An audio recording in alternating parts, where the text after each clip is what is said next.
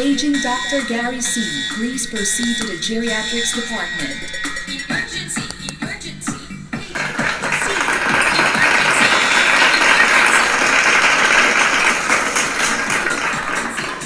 Hello po, ako po si Dr. Gary C. at nanonood kayo siyempre ng Gabay sa Kalusugan. Ang ating pong pag-uusapan ay isang special request. Nung tinalakay ko po yung myoma o yung tinatawag na uterine fibroids, may nag-request, Doc, baka pwede naman yung bukol sa suso o yung tinatawag natin na breast lump.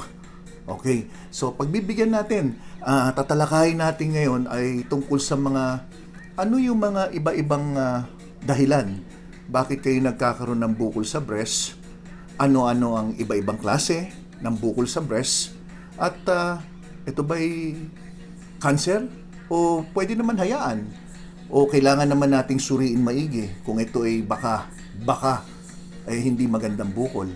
So yan po ang ating pag-uusapan. Pero tulad ng sinabi ko, sa mga hindi pa nakapanood ng aking myoma na lecture, panoodin nyo po yon at sinabi ko po doon na disclaimer, hindi po ako OB-gynecologist, hindi ako spesyalista sa matres, sa at sa suso, no? O kaya breast ng babae.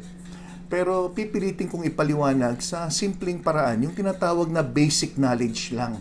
So yan ang aking gagawin. Dahil sinabi ko nga na sa lahat yata ng subject ko sa medisina, ang pinakamababa ko po ay yung OB-gynecology.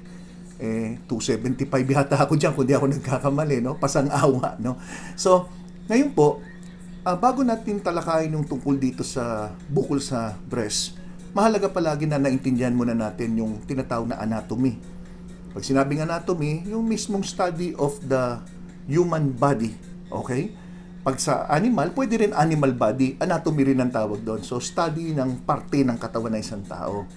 Pero, wag mo na kayo matakot kasi karamihan sa inyo, pag meron pong narinig na, nako, bukol sa suso, nako, cancer yan, o kaya natatakot. Wag mo na kayo matakot. At papaliwanag ko po ito ng very light. Very light, yung hindi kayo matatakot. Ang importante kasi, maintindihan nyo muna kung ano yung mga dapat nyong gawin, ano yung mga dapat nyong obserban sa katawan nyo. At mahalaga na kayo mismo mga kababaihan, kayo mismo ang nakaalam na may bukol kayo sa breast. Di ba? Dapat kayo marunong mag-self-examine. Ang mahirap kung yung mister nyo pang nakaalam, di ba? At the same time, ang breast cancer po ay nangyayari hindi lang sa mga babae, posible rin po sa mga kalalakihan. Bagamat maliit na porsyento lang sa mga lalaki nagkakaroon ng breast cancer, nangyayari pa rin ho yan. So, huwag niyong isipin ang breast cancer ay pang babae lang. Okay? So, pag-usapan na po natin ang anatomy. Okay. So, ito pong nakikita nyo ang tinatawag na anatomy of the breast. So, isa-isahin natin yung mga parte, no? Yung mga ibang mga English dito, mahirapan akong Tagalogin. Dahil sinasabi ko palagi, minsan pag tinagalog nyo, minsan iba ang dating, no? Pero tandaan nyo po na ang program natin ay may kinalaman sa health. So, kung meron man ako mabanggit na mga term na baka malaswan kayo, ngayon pa lang sinasabi ko na, na health po ito. Okay. So, unahin natin doon sa nakikita nyo na nipple. So, nipple sa Tagalog, alam nyo na yon, no? Sabi, utong. Okay. Then, areola. Areola, hindi po arenola, yung areola, yan po yung after the nipple, yung nakapaligid na may color, yan po yung areola. Then, yung fat, nakikita nyo, o yung taba. So, ang isang babae, mas mataba po kayo, mas overweight kayo, mas dumadami ang fat, mas lumalaki ang breast. Alam na po ninyo yan, ha? Then, nandyan po yung ribs. Yung ribs, tapos sternum. Yung sternum, yan yung pinakabuto sa gitna, no? Merong arthritis dyan sa sternum, ang tawag costochondritis. So, may mga tao na palagi masakit yung buto dyan sa may dibdib, yung pala arthritis na tinatawag na costochondritis. Then muscle, then lobules, no? Yung lobules, ipapaliwanag ko lahat yan, ha? Bawat isa yan, may parte po yan na may ginagawang mabuti sa isang babae, no? May lobules, tapos may ducts. Ngayon, kung titingnan natin ng maigi, so ito po yung tingnan yung image. So, yan po yan. So, nipple, areola, ducts, lobules, fat, yan po yung side view at makikita nyo yung front view. So tingnan nyo maigi ha, kasi gusto ko para habang dinidiscuss ko maigi isa-isa, naintindihan nyo ano bang purpose ng bawat isa niyan. Okay, unahin natin dun sa lobules, no? So, ang lobules, yan po ay tinatawag din na glandular tissue. Glandular tissue. Ang pangunahing layunin ng mga yan ay gumawa ng gatas. Okay? So, yan po yan. Tandaan nyo ha, gumawa ng gatas. Kung mapansin nyo po, yung lobules na yan, no? Parang, kumbaga sa kotse, parang spokes, ang tawag spokes of a wheel, no? Yung parang mag-wheel, no? Na paikot. Usually, mga 15 to 20 lobes yan, no? Pag isa-isa ang tawag nyo, lobes eh. So, pag nakikita nyo, may 20 yan, nakapaikot yan sa breast ng isang babae. Tulad ng sinabi ko, gumagawa yan ng gatas. Okay? Siyempre, pag senior citizen ka na, hindi nagagawa ng gatas yan, no? Kasi yung paggawa ng gatas may kinalaman sa hormones, pag medyo may edad na, hindi na po lalabas yung gatas yan, no? So, gagawa ng gatas yung lobules, dadaan niya sa tube. Yung tube na yan, ang tawag ducts. Hindi po Donald Duck, ha? Ducts. Pag sinabing ducts, ang equivalent na salita niyan ay tube. O kaya parang daanan, mga tubo, ganyan. So ngayon, pupunta na ngayon niya sa nipple. So kung makikita niyo naman sa illustration, no? Lobules, gumagawa ng gatas, pupunta rin sa ducts, lalabas ngayon sa nipple. Okay. Ngayon, hihimay-himayin ko pa isa-isa yan, ha? So nabanggit ko na may tinatawag na lobules, yan yung tinatawag na glandular tissue. Yan ay gumagawa ng gatas. Dadaan ngayon yan dun sa ducts. Ang tawag dun sa ducts, pwede rin na tawagin na milk ducts o kaya mammary ducts. Yung mammary, ibig sabihin breast eh. So parang pag yung bata umiiyak, mama, mama, ibig sabihin gusto na raw ng milk. Kasi yung mammary ducts, yan yung gumagawa ng dumadaan pala yung tinatawag nating gatas. Okay. Ngayon, yung sumunod nipple. So ano yung nipple? Yung nipple, dun mismo lumalabas ngayon yung gatas. At ang nipple ay merong mga tinatawag na 9 siyam na ducts kung saan yung mga gatas lumalabas sa siyam na daanan, ha? Hindi isang tube lang, siyam na daanan. At itong nipple ay napapalibutan niya ng nerves. Okay. So, para magkaroon lang kayo ng idea, yung nerves may kinalaman sa sensation. Kaya minsan yung nipple ay nakaka-stimulate ng arousal ng babae at saka ng lalaki. Ngayon, yung areola, yung mismo, di ba, may nipple, tapos areola, yung may kulay, ayoko naman sabihin kulay itim, kulay brown ng konti, o kaya kulay pink ng konti, okay? O kaya, pwede ngang itim, no? Okay, so, yun naman pong areolae, or areola, circular dark color yan, na balat, no? Sa may nipple. Anong main purpose naman ng areola? Ang purpose niyan, meron po yung tinatawag na Montgomery glands. Yung Montgomery glands, nagpo-produce ng lubricating oil. Anong purpose ngayon itong lubricating oil? Yan sa may areola. Yan ay nagbibigay ng protection para ang bata during breastfeeding ng nanay ay hindi po magkaroon ng chopping o parang bitak-bitak. So, ibig sabihin, nagiging moist yung area ng nipple para hindi masugatan every time nagbe-breastfeeding ang nanay. Ngayon, lahat ng mga binabanggit ko mahalaga, kasama na po ang mga blood vessel o mga kung saan dumadaloy ang dugo sa breast, sa buong chest, sa buong body natin, kasama na yung mga lymph nodes o yung tinatawag na lymphatic vessel. Iyan yung mga tinatawag nating kulani. So, lahat ng tao may kulani. Ang problema lang kung ito'y namamaga o may pagbabara o paglaki. So, ang purpose ng kulani na kadalasan nandiyan sa breast hanggang sa papuntang kilikili, ang purpose niyan ay tumutulong sa immune system ng isang tao, babae man o lalaki, panlaban sa infeksyon. Ngayon, itong mga lymph vessel na to o lymph nodes na ito na makikita nyo dyan sa breast hanggang sa may kilikili, kaya minsan yan ang basihan kung medyo namamaga ang kilikili nyo na may bandang para may nakapangkulani, mag-iisip yung doktor, baka may problema. Pwedeng cancer o infeksyon. Okay. Lalaliman ko pa yung paliwanag mamaya. Yung nerves naman, di ba sinabi ko, blood vessel, may lymph vessel, may nerves. Yung nerves naman, yan yung nagbibigay ng sensitivity sa touch o kaya arousal. Ayoko nang tagalogin yung arousal, ha? Alam nyo na ibig sabihin yon. So, more or less, binigyan ko lang kayo ng parang idea kung ano ba yung meron dyan sa breast o suso ng isang babae. Babae, lalaki, halos pareho. Pero lalaki naman kasi, walang mga ibang nabanggit ko. Ngayon, bigyan ko muna kayo ng breast trivia bago tayo mag-umpisa sa lecture proper. So, nakasanayan ko na magbigay naman konting kaalaman sa inyo. By the way, ulitin ko, request po itong topic na to.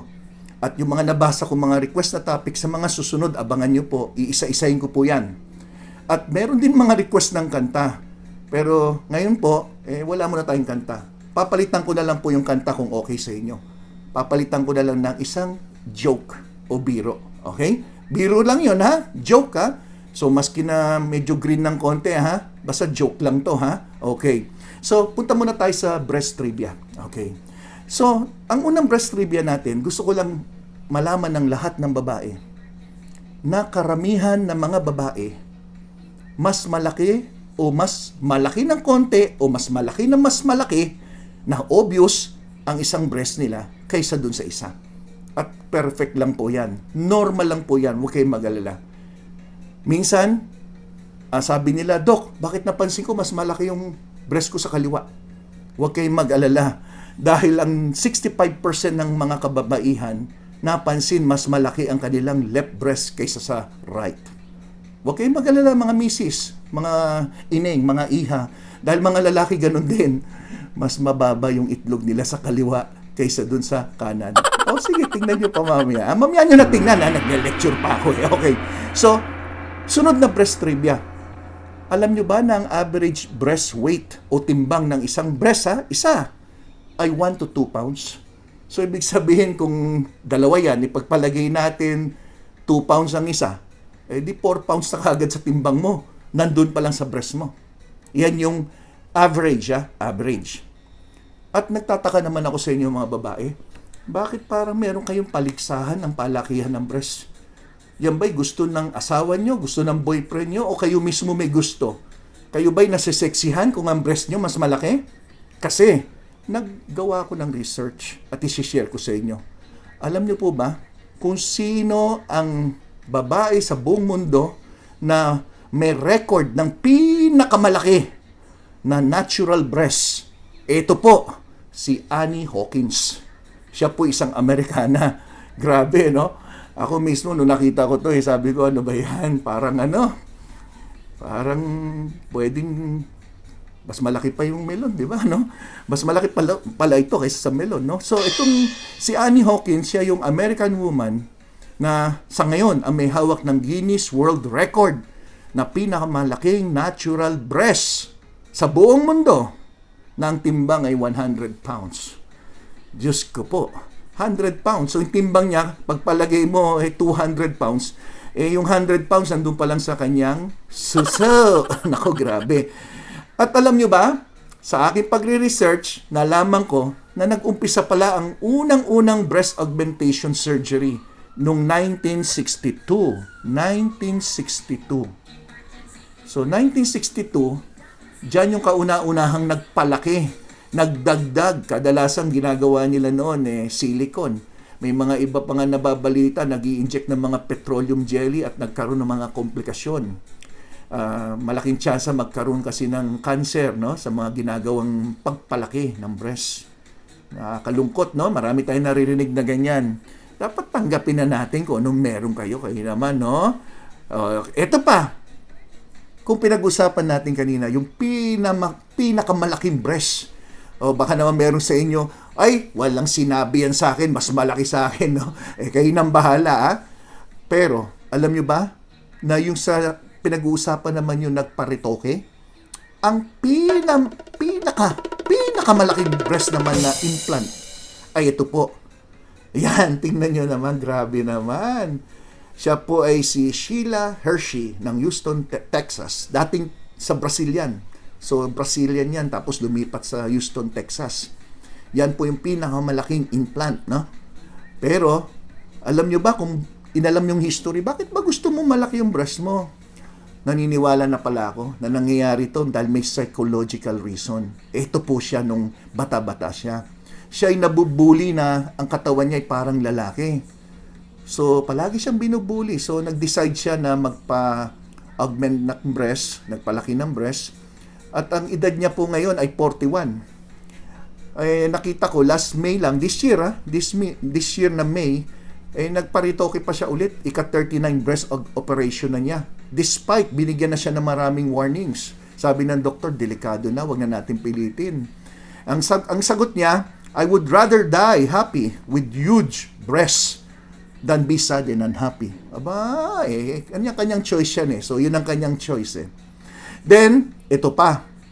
Karamihan ng kakaroon ng mga problema, yung mga babae na naninigarilyo.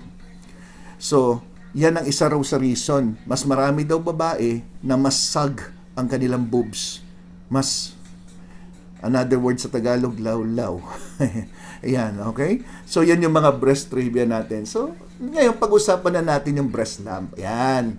So, meron ba ako na i-share sa inyo na ngayon nyo lang nalaman? No? Actually, madami. Pero ito yung mga, sa tingin ko, very interesting malaman. So, pag-usapan na natin ng breast lump. Pag sinabing lump, bukol. Okay? So, sa Tagalog, bukol, lump, ayan ang tawag.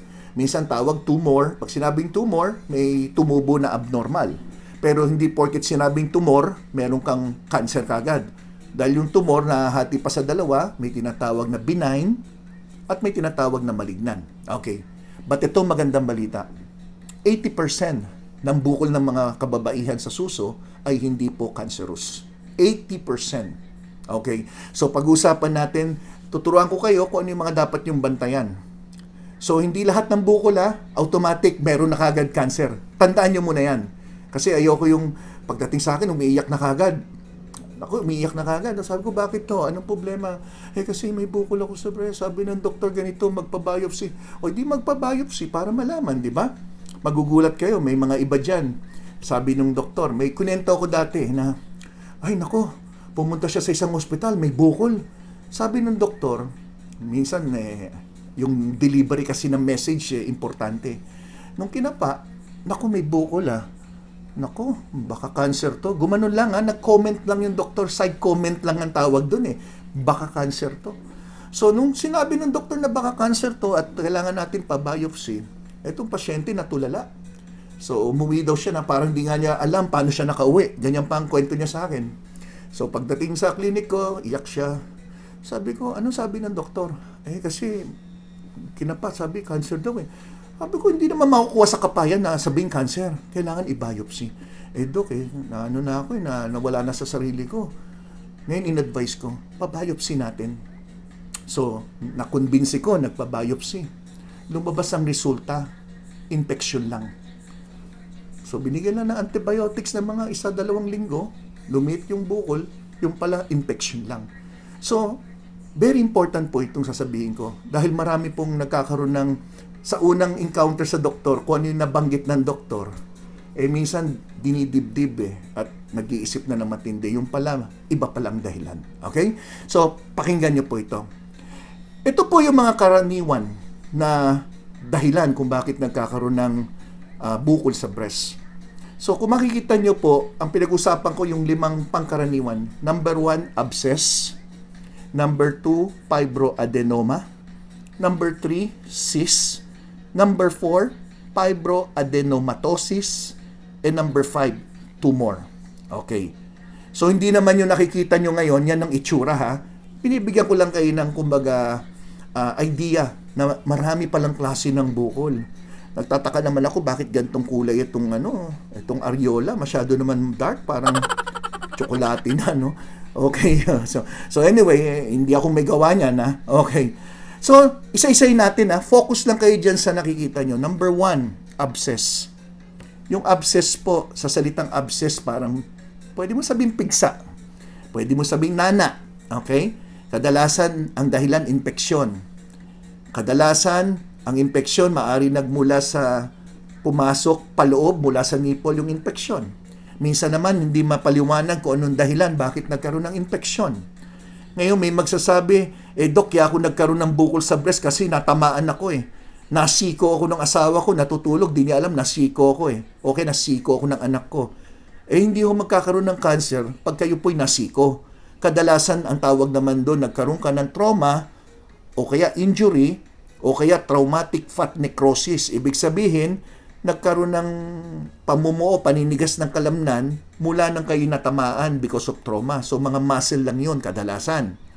Pag sinabing fat necrosis, maaring unexplainable na yung mismo mga taba ay parang sinabing necrosis, parang nabubulok, parang gano'n, no? So, explain natin isa-isa. So, pag sinabing yung abscess, automatic infection. So, pag sinabing infection, kadalasan binibigyan antibiotic. Yan yung halimbawa nung sinasabi ko kanina na pasyenteng nakita ko. Okay? So, usually, it's a collection of infected fluid. Pag sinabi mong abscess, maganda lang pakinggan sa English, pero sa Tagalog, nana. Okay, nana. Okay, parang pigsa, o kaya tigyawat, nana. Ganun po yan. So, yan yung isa sa pinakamadaling gamutin dahil kailangan mo lang bigyan ng tamang antibiotics yung pasyente. Yung number 2, fibroadenoma. Ito ang pinaka-common na tinatawag natin benign lump. Ibig sabihin, bukol na hindi cancerous. Ito'y kadalasan nakikita sa edad ng mga 20 to 30. Pwede rin sa edad na higit pa doon. Pag ito naman, meron kang fibroadenoma. Okay, common to. Pag in-ultrasound, sinasabi ka agad doon sa ultrasound, fibroadenoma to. So, pag nakalagay fibroadenoma, huwag kang matakot. Hindi po cancer yan. Ito'y maaring solid. Ibig sabihin, matigas-tigas pag hinawakan yung bukol. Bilog na bilog. Rubbery, minsan parang goma na napipindot-pindot ninyo. At usually painless. Wala kang mararamdaman na sakit o kirot. So, yung mga meron nito kadalasan ay yung mga babaeng pwede pa magbuntis, mga babaeng gumagamit ng hormonal therapy o yung mga may hormonal imbalance na gumagamit ng mga hormonal replacement, halimbawa, o kaya yung mga babaeng may regular pa menstruation. Yan yung nangyayari, yung fibroadenoma. Okay? Pag marami adenomas. Okay. So, ulitin ko, kadalasan sa mga 20 to 30, pag may nakakapang bukol, bihirang-bihira po sa ganyang edad na may cancer of the breast. Yan. Magkakaroon ka na kagad ng peace of mind. Sumunod ay yung cyst. Yan, common din yan. Ang tawag breast cyst. Ito naman sa breast cyst, yung binanggit ko kanina, kaya ko diniscuss kanina, naalala nyo, diniscuss ko yung mga milk duct, sabi ko, yung mga lobules. Kasi kadalasan ng cyst, may kinalaman sa pag-dilate o pamamaga ng mga milk duct na ito ay namamaga at nagkakaroon ng fluid sa loob. Kaya pag sinabi mong cyst, malambot yan. Breast cyst ang tawag dyan. Usually, maliit lang, pero pwedeng malaki. At ito pag hinawakan mo, medyo masakit ng konti. At nawawala naman pag linagyan nyo lang ng warm compress yung area na masakit. Usually, ang breast cyst, mas sumasakit pag meron kang regla. At pag tumigil na yung regla nyo, nawawala na yung sakit.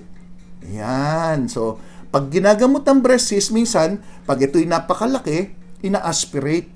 Parang tinutusok at hinihigop yung mga tubig na nandoon. At hindi pa operation tawag doon. Parang needle aspiration. Parang tinatanggalan lang ng fluid. Yung sumunod is fibroadenomatosis. Fibroadenomatosis. Kilala din yan sa fibrocystic breast na tinatawag.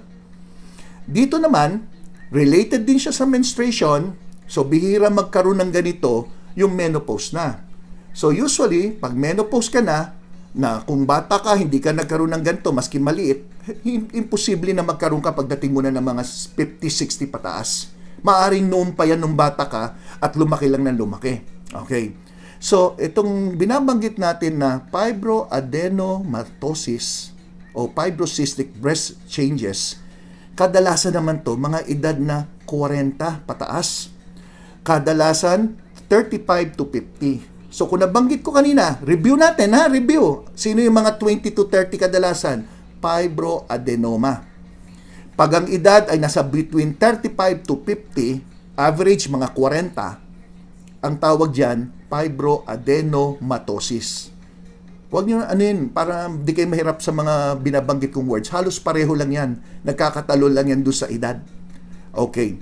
So, walang treatment na binibigay dito. Hinahayaan lang. At kadalasan, pag nag-menopause na yung babae, hindi na lumalaki yan. At pwedeng hayaan lang. So, walang namamatay na babae na may fibroadenomatosis. Wala. Ang problema lang, kaya tinatanggal ng doktor o pinapaoperahan, kung ito'y sobrang laki na. Imagine nyo naman kung mas malaki pa yung bukol sa suso nyo, di ba? Mahirap po yun, di ba? So, pag ganun, pakiramdam mo bigat-bigat kung maglalakad ka. At syempre, habang na-stretch yung balat ninyo, chances na magkaroon mga sugat o infection mataas. So, yun ang mga kadalasang dahilan. Okay. Yung panglima, ito po yung tinatawag na tumor. So, again, ang tumor, sinabi ko kanina, di ba, dalawang klase. May, may tumor na baliwala, may tumor naman na malignant. So pinag-usapan natin yung mga tumor kanina na bukol. Pag sinabing tumor, ibig sabihin may tumubo na abnormal, hindi automatic masama. So, pag sinabing tumor, dalawang klase. May benign, may malignant. So, pag-usapan natin yung malignant. Ito na yung tinatawag yung breast cancer. Maraming klase ng breast cancer. Okay? Pero in general lang ating pag-uusapan. So, pag meron kayong nakapangbukol, hard, sobrang tigas. Pag kinapa nyo at pinakiramdaman nyo, irregular. Irregular yung shape. Kagaya na nakikita nyo sa picture, di ba? Yan nakikita nyo. Mapapansin nyo, di ba yung tumor dyan, parang iba-iba yata ang shape nito. Yung mga cyst, fibroadenoma, parang smooth lahat. Yung fibroadenomatosis, rough pero smooth yung edge niyan. Pag hinawakan nyo, smooth siya. Pero itong tumor, parang may matalas, parang irregular. Ang ibang description nila parang mabuhangin. Yan, parang ganon. Irregular shape. Yan kadalasan. Babantayan mo na ngayon yung mga iba pa. Tulad ng may nagbago ba sa nipple? Yung nipple mo ba naging inverted? O pumasok sa loob, no? O kaya yung kulay ng nipple nagbago? Napansin nyo ba na yung balat ng may area na may bukol parang hinigop pa loob o parang nagkaroon ng mga orange peel appearance, yung parang balat ng orange o dalandan? May discharge ba yung nipple? Pag in-squeeze nyo, para may lumalabas ba mga nana or discharge or whatever? Lahat yan kailangan alamin. So, yan yung mga dapat yung bantayan. Ngayon, iisa-isayin natin yung mga signs and symptoms, no? So, number 1, when we talk about signs and symptoms of breast cancer, itong mga signs and symptoms na to, hindi exclusive para sa breast cancer. Pero pag may ganito po kayo, medyo mag-isip-isip tayo na pumunta sa doktor para masuri agad. So ito po yan. Number 1, syempre, may tumubong bukol. Napansin nyo, bago lang. O ngayon nyo lang napansin. Number 2, pag hinawakan mo yung bukol, hard matigas, kagaya ng binanggit ko kanina. Number 2, swollen yung area. Kung saan yung bukol, namamaga yung area. Kung saan yung bukol, doon mismo namamaga. Number 3, mapapansin mo, may pamamanas o parang may namumong tubig sa may bandang kili-kili o doon sa collarbone. Dito sa may balikat, area ng balikat. Number 4, nagbago ang size ng breast nyo at nagbago yung hugis. Number 5, dimpled skin. So, pag sinabi mong dimpled skin, parang may butas-butas na maliliit o yung sinabi kong orange peel. Then, number 6, flaky or thickened, discolored skin. Flaky, yung parang yung balat na mamalat, yung nagkaliskis yung balat nyo, nangangapal, at nagkaroon ng pagbabago sa kulay. Number 7, masakit o kaya tender spots. Pag sinabing tender spots, pag nadampian mo o napisil mo lang ng konti, masakit. Then number 8, yung binanggit ko na inward yung nipple, papasok, instead na palabas, papasok. Pero gusto ko lang ipaliwanag na may normal na mga tao na papasok talaga ang nipple nang wala namang cancer, which is natural sa kanila yon. So, kung dati yung nakalabas yung nipple nyo, ay ngayon papasok, na dati hindi naman, pa-check din tayo. Then number 9, may discharge yung nipple. Usually, kulay pula o kaya hindi nana kasi 'di ba sinabi ko kanina, pag nana kadalasan baka mayroong abscess lang. Ito po kadalasan dugo ang discharge. Hindi gatas. Okay. So yan ha, isa-isahin nyo yan. Okay, ngayon, sino mag-examine yan? Personal, pwede nyo naman tingnan sa sarili nyo, kayo mismo mag-examine. Ngayon, ang pinakadelikado sa akin, ito. So, paano natin masabi o magduda na baka cancerous to? Ito po mga parang kaduda-duda. Pag hinawakan mo yung bukol, napakatigas, parang bato. Number 2, pag medyo, ano ba tawag doon? Iba yung hinawakan, iba yung parang, paano ba sabihin? Touch na, parang kinalis, ano ba yun? Para ka nangungulangot. sorry.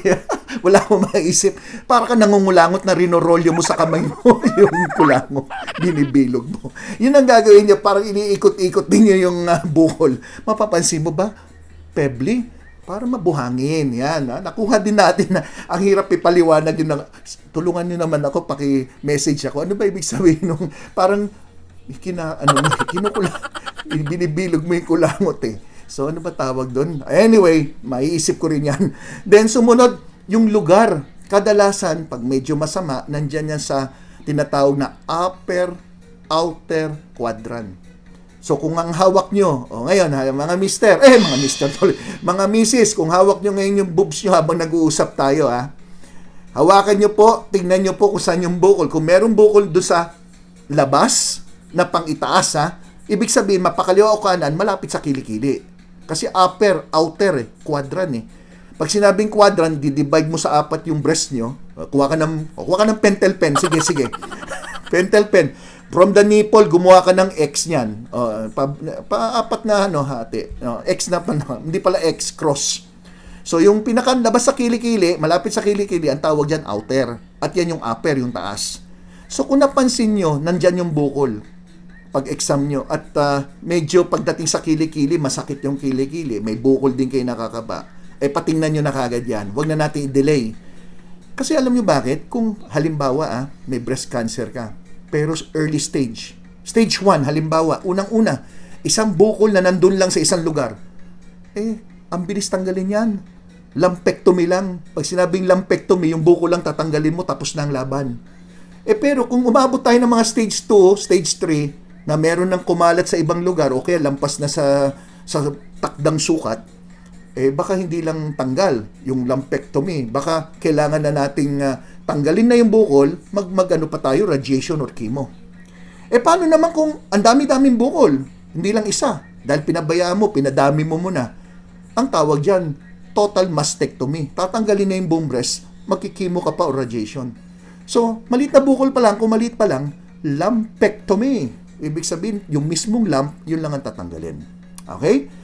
So far, nasusundan nyo ba ako, ha? Okay ba? Okay. May share din ako sa inyo, ha? Minsan po. Matagal na nangyari to. Siyempre, alam mo naman na minsan, mga, siguro 10-15 years ago, medyo kabataan natin, no? Minsan may pumasok na senior citizen sa klinik ko, nagpapakonsulta. Abay, pagpasok pa lang ng kwarto ko, di binuksan yung kwarto. Pagpasok ni Lola, Dok, tingnan mo nga itong suso ko. Lola, bakit? Natakot ako. Sabi ko, Lola, bakit mo tatakutin ng ganyan, Lola? Tawa siya ng tawa, pero wala naman ako nakitang bukol. Ako si Lola, Basta gumanon eh. Nako. Kaya mula nun, natakot ako. Kaya palagi kasama ko si Skelly para sigurado may nakatingin. Okay? So ito, tuturuan ko kayo paano examine ang breast nyo. Well, marami sa inyo, kakahiya kung iba pang tao nakaalam. Nakakahiya. Di bali kung asawa nyo. Teka, mali yata sinabi ko. Basta kailangan dapat kayo ang nakaalam na may nakapakang bukol. Dapat conscious kayo. So, itong gagawin nyo. Tuturuan ko kayo ng tinatawag na self-breast exam. Okay, ganito. Number 1. Tumayo po kayo sa harap ng salamin. Stand in front of a mirror. Hubad, syempre, no? Pero mga lola, ngayon pa lang sinasabi ko na, lola, kung gagawin nyo po ito, make sure nakalock yung pinto nyo, Walang ibang tao, Mahirap na. Naku, mahirap na. Baka atakihin si lolo, baka mamaya may magbukas ng pinto. Hoy, ano nangyayari ngayon dito? So, yan, Okay, step 1. Stand in front of a mirror. Siyempre, baba nyo yung kamay nyo. Lagay nyo lang sa side. Relax. Habang nakababa yung kamay nyo, doon ka titingin sa salamin, siyempre. Unang titingnan mo dyan, siyempre, yung size ng breast nyo. Eh, syempre, dapat kabisado nyo yung laki ng breast nyo. Eh, baka naman hindi nyo alam. Okay? Then, yung shape. Napansin nyo ba, dati medyo... Sa bagay, expected naman na dati mas tayo, no? Tapos medyo sag ng konti. Normal yun. Pero ang sinasabi ko, yung naiiba sa natural. So, ano yung mga naiiba sa natural? Aba, medyo lubog doon sa kabilang side. Ba, mas malaking isa. Tapos yung nipple, dating alam mo kung saan ang location, ba't ngayon parang kumaliwa? Okay. Ibig sabihin may tumutulak, di ba? Then yung change ng nipple. Ba't parang dati hindi naman ganito kalaki o hindi naman ganito kaliit, dati ganito itsura, o yung mga ganyan. Dapat alam niyo yan. Susunod yan, ilagay niyo yung dalawang kamay niyo sa inyong hips. So yung dalawang hips, parang nakapamayuwang ka.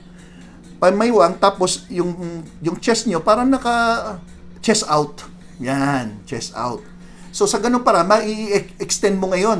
Ano ba tawag? Mahirap kasi sa Tagalog to. Parang yung chest muscle mo, lalabas ngayon yung breast nyo, di ba? So makikita mo ngayon kung may bukol.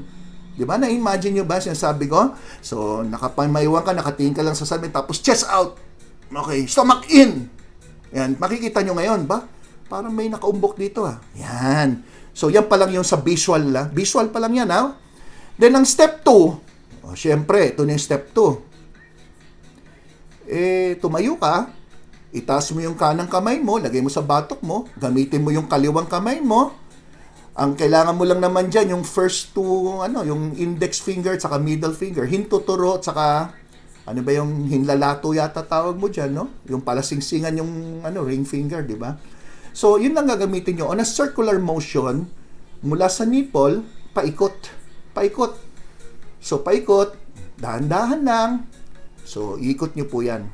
Hanggang sa umabot sa papuntang kilikili. So, syempre, hindi nyo pwedeng ipepress ng masyadong madiin. Una, light lang muna. Tapos, medium, konting firm. Dahil kung medyo malalim yung bukol, hindi mo makakapa kung very light naman yung pagkadiin nyo. Di ba? So, you can use the 3 middle fingers kung gusto nyo, or dalawa lang, pwede naman. Then, check nyo yung breast ninyo every month. Every month dapat nag-check para maaga pa lang na-detect nyo na kagad.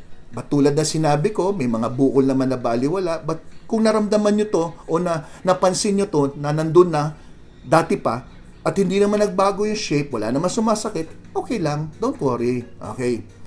Then, ano yung susunod? Siyempre, pagkatapos yan, try nyo nakahiga. Nakahiga, step 3, lying down. So, gumamit kayo ng unan, lagay nyo po dyan sa may right shoulder nyo kung gusto nyo tingnan yung right breast nyo, gusto nyo examinin, at baliktad naman, syempre, no? Parang nakikita nyo sa illustration. Gawin nyo lang po yan, sundin nyo lang po yan. Anything naramdaman nyo na naiiba, dapat magpatingin po kayo sa doktor. That is very important. Yung step 3, bukod dun sa kapanin nyo, ganun din gagawin nyo. Light muna, medium, then firm pressure. Then squeeze nyo na yung nipple. Check nyo kung may discharge. Check nyo rin kung may, bukod sa may bukol, kung may iba kayo napansin, no? Sa pagkapanin nyo.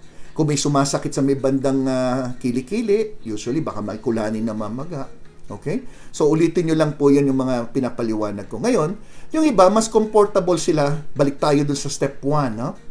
Step 2. Doon sa step 2 naman, pwede nyo gawin yan while naliligo kayo. So, nasa shower room kayo, may sabon kayo, mas madulas, mas nararamdaman nyo. So, pwede nyo rin gawin yan while naliligo kayo. So, any abnormality na nabanggit ko po kanina, dapat pa-check nyo na po yan. Huwag na natin baliwalain. Okay? So, ngayon, pagpunta nyo sa doktor, kadalasan ngayon, ultrasound ang ginagawa, no? But some doctor are still recommending mammogram. Sa mammogram, in-x-ray po kayo na medyo iniipit ng konti yung breast, no? Kasi kung di mo ipitin, hindi mo mabivisualize lahat yan through x-ray. So, yan yung ginagawa, no? Pero ngayon, ang ginagawa kadalasan, ultrasound. Ngayon, from the ultrasound naman, alam na mga nakatry na nito, syempre, lalagyan kayo ng special gel, tapos may ginagamit na transducer. Ito po yung para malaman kung may mga bukol sa breast. Diyan, minsan nakikita kung anong sukat, gaano karami, saka kung nasaan ang exact location. As I've said, needle biopsy lang ang ang ginagawa pag may bukol na duda na may cancer, needle biopsy ang ginagawa, usually guided by an ultrasound. So ultrasound guided biopsy, kadalasan yan ang ginagawa. Okay? So, sana may natutunan po kayo at hindi pa tayo tapos ha. Dahil meron akong sinabi kanina, mag-share ako ng joke sa inyo mamaya. Pero, unang-una, naintindihan niyo po ba yung paliwanag ko? Nakatulong po ba ako sa inyo? Sana naman mag-thumbs up naman kayo kung naintindihan niyo, mag-comment kayo. Huwag niyo kalimutan mag-subscribe at i-click niyo rin yung notification bell. Okay? So, tulad na sinabi ko kanina, may nag-request ng kanta. By the way, may special request itong lecture na to, breast lump, no? Galing kay Miss Elena. So, Miss Elena, ito na po yung aking pinaliwanag, no? Siya ay nagpunta sa clinic at sinabi ko, ile-lecture ko yan para sa iyo. Yan. So, ito po. May bibigay po akong joke ha, pero gusto ko sana, yung mga iba na ayaw naman, umalis-alis na kayo, kasi ayokong i-bash nyo ako pagkatapos ng joke ko, ha? Baka may sabihin nyo, bastos naman itong doktor na to. Joke nga eh. Green joke nga eh. Pwede nang patayin. Umalis ka na. Okay, pero sa mga interesado, stay muna kayo dyan. Tapos, joke lang to, ha? Okay. Alam nyo po ba, na nagkaroon ng isang contest. Kasi ewan ko ba, bakit mga babae gusto yung mga ganyan na palakihan ng boobs eh. So, nagkaroon ng isang contest. Etong contest na to ay labanan ng mga taga-Asia. So, ang mga sumali, China, Japan, saka Philippines. Siyempre, ang Philippines, di naman magpapatalo yan, di ba? So, unang contestant, ganito ang contest nga pala nila. Palakihan ng boobs. Okay? So, palakihan ng boobs. Okay? Ngayon, yung laki ng boobs daw, ibabase daw sa pagkain. So, ipakita mo kung ano yung pagkain na base sa sukat ng boobs nyo. Ayan, okay? So, ito. Lumabas ang China. Paglabas ng China, ang dala. Yan ang dala ng China. Aba, palakpakan. Okay, palakpakan sila. Ang laki ng buko. Ganyan daw kalaki, sabi ng China. Aba, hindi nagpatalo yung Japan. Lumabas naman yung Japan. Ang dala niya, ito, pakwan. Aba, palakpakan na naman, sigawan. Medyo kinakabahan yung Pinoy. Paano natin tatalunin to? Ang lalaki pala nito. Buko, tapos pakwan. Aba, lumabas yung Pinoy. Ang dala ng Pinoy. Teka, bakit siopaw? Sabi, siopaw. Nagbuwan na yung mga tao. Abay, nagalit yung Pinoy. Teka muna, bakit kayo nagbubo? Utong pa lang yan eh. Nipple pa lang pala yun. Linabas niya, hindi pa niya linalabas yung boobs niya. Okay, so, tama na. Baka mamaya masensor tayo dito. Maraming salamat po sa inyong lahat. At sana nagustuhan niyo po yung aking lecture. Wag na yung joke. Joke lang yun ha. Baka mamaya may magalit ang bastos na itong si Doc. Wala, biro lang yan. Nagpapasaya lang ako dahil, alam mo, sa panahon ngayon, kailangan nating sumaya. Okay? So, sana nagustuhan niyo ang aking paliwanag. Pag nagustuhan niyo, syempre, share niyo. Mag-invite din kayo ng mga friends to join us. Okay? So, ako po si Dr. Gary C. Nagbubulol ako na pag-usapan lang to. Ako po si Dr. Gary C.